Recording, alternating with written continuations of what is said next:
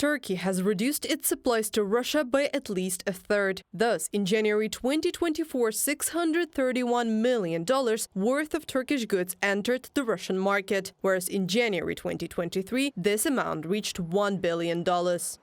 For a number of goods, trade stopped completely. Exports of machinery in particular stopped simply because of the similarity with military equipment, from publication on Reuters.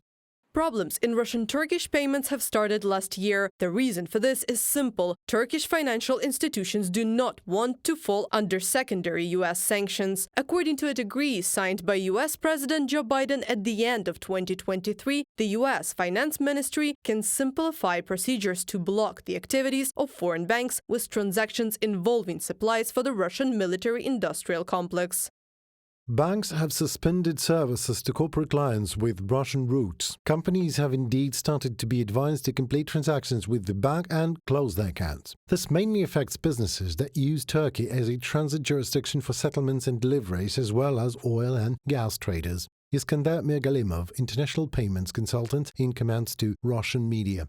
Ankara has also tightened the requirements for individuals who want to open an account. Thorough checks of all transactions with Russia have already affected the work of Russian oil exporters. They have not been able to receive money from Turkey for sold barrels for about 3 weeks, Reuters writes. Russian ambassador to Turkey said that the problem is very serious, while negotiations with Ankara have so far gave no results. Beijing is also not eager to fall under the restrictions. The 3 largest banks in China have stopped accepting payments from Russian credit organizations.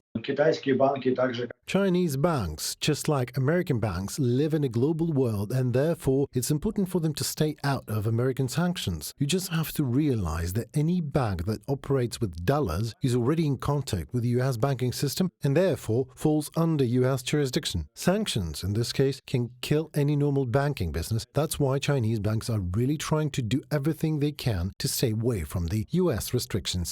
Late last week, it became known that major banks in the United Arab Emirates have sharply restricted transactions with Russia. They are not accepting payments from the Federation and are not making transfers in the opposite direction. They are also closing the accounts of companies owned by the Russians. Meanwhile, EU ambassadors have already agreed on the 13th package of sanctions against Russia.